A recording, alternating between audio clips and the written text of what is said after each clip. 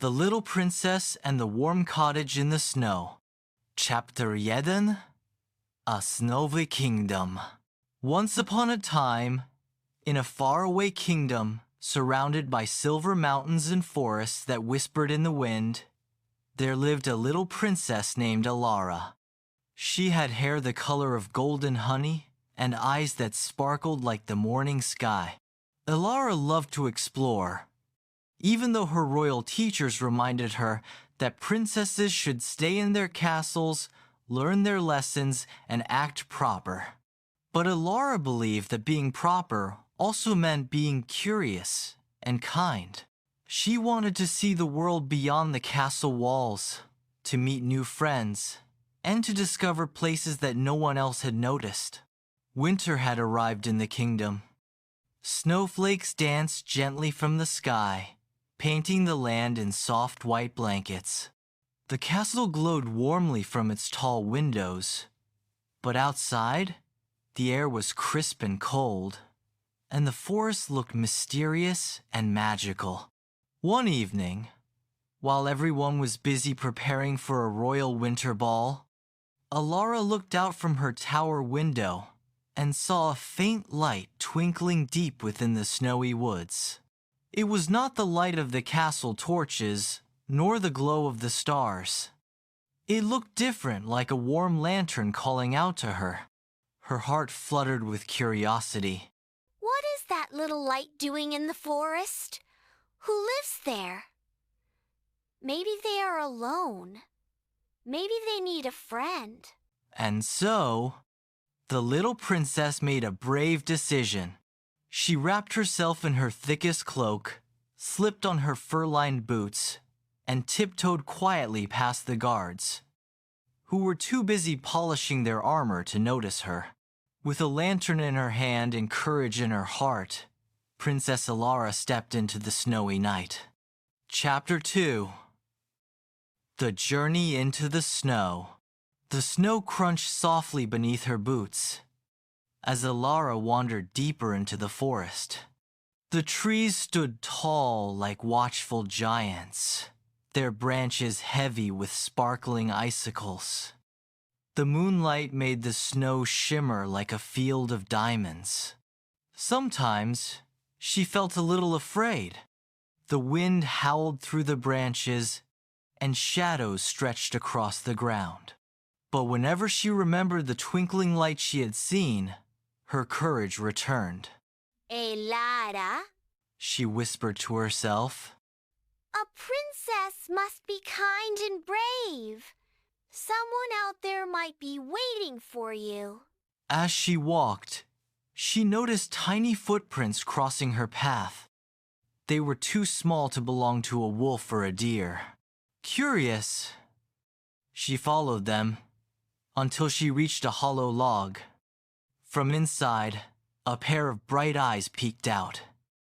It was a little snow hare, shivering in the cold. Oh, you poor thing! Are you cold and hungry? Elara said softly, kneeling down. The hare twitched its nose, and Elara remembered the small loaf of bread she had tucked into her cloak. She broke it in half and placed a piece near the hare.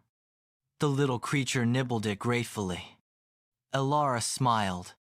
Don't worry, little one. You're not alone tonight. With that, she continued walking. But the snow hare hopped after her, leaving tiny prints behind. Then I suppose you may join me.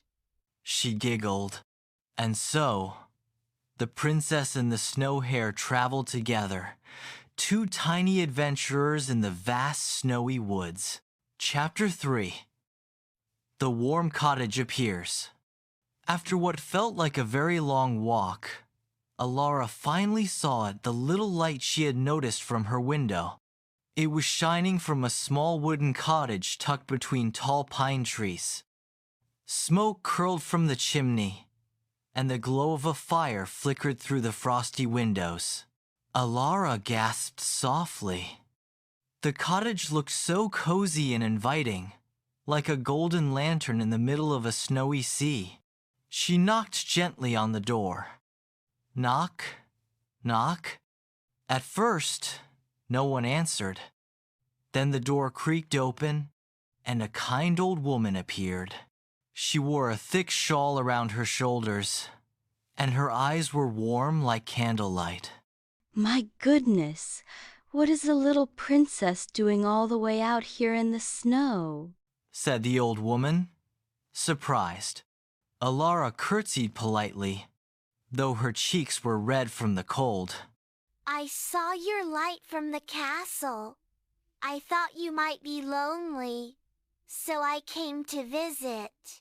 The old woman's face softened with a smile. How thoughtful you are, child. Please, come in before you freeze. Elara stepped inside, and the snow hare hopped in behind her. The cottage was small, but filled with warmth. A fire crackled in the stone hearth, filling the air with the scent of pine wood. Shelves of herbs and jars lined the walls, and a kettle whistled gently on the stove. Sit, sit. You must be cold and tired. Let me make you some hot cocoa. The old woman urged kindly, placing a wool blanket over Elara's shoulders. As Elara sipped the steaming cocoa, she felt warmth spread through her body and her heart. This cottage is wonderful. It feels like a hug. The old woman chuckled. That is the magic of a home, my dear. No matter how small, if it is filled with kindness, it becomes the warmest place in the world. Chapter 4. The Snow Hare's Secret. While Elara and the old woman spoke, the little snow hare hopped onto the rug near the fire. Suddenly, something magical happened. The hare shimmered in the firelight, and in an instant, it transformed into a tiny boy about Elara's age. Elara's eyes widened. You're not a hare at all. The boy grinned shyly. I'm Liam. I was under a spell. A snow witch cursed me, and I could only be free if someone showed me kindness in the snow. Elara's heart swelled with joy.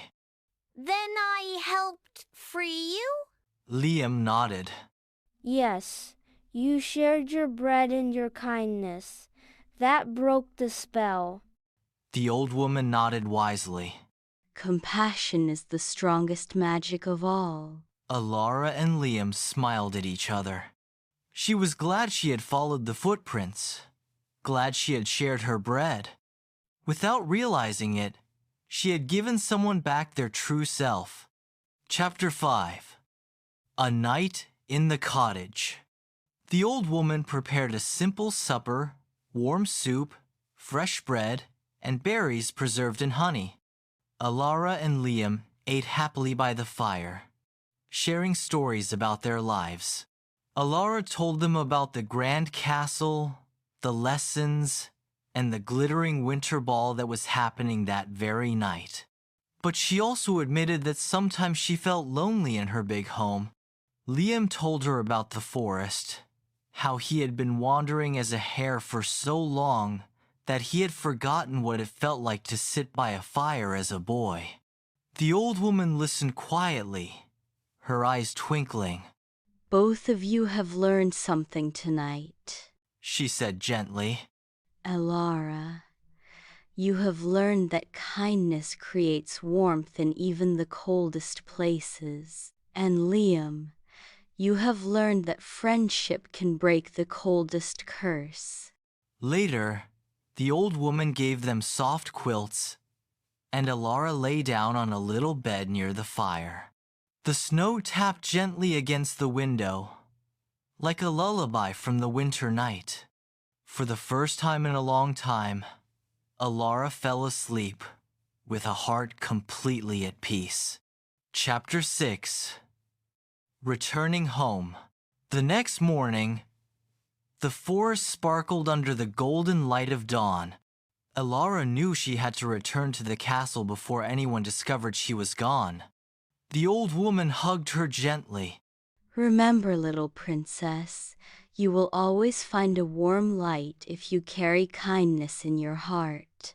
Liam, now free from his curse, promised. I will visit you at the castle. We'll be friends forever. Elara smiled brightly. Yes, forever. And so, she walked back through the snowy woods, no longer afraid. The trees no longer looked like giants, but like old friends. The snow no longer seemed endless, but like a glittering path leading her home. When she finally returned to the castle, the guards were still busy with preparations. No one even noticed she had been gone. But Elara carried a secret in her heart. She had discovered something far more precious than a ball or a crown. She had discovered that true warmth did not come from golden halls or glittering chandeliers. It came from kindness, friendship, and the courage to step into the snow. Chapter 7. The Winter Ball. That evening, the royal ball began. The castle glittered with lights, and music filled the air. But Elara did not care about the gowns or the jewels. She looked around the room, searching for her new friend. And just when the first song began, she saw him, Liam, standing at the edge of the hall, dressed in a simple but clean tunic, smiling shyly.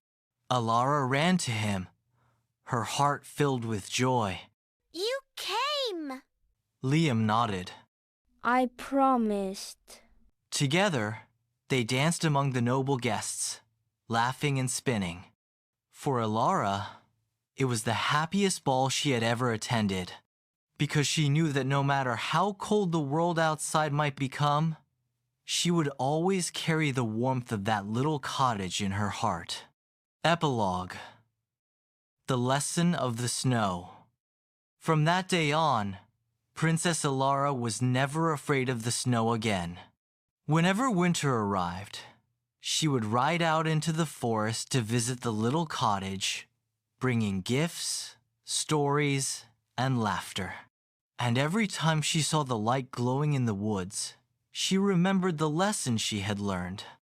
That kindness is a lantern.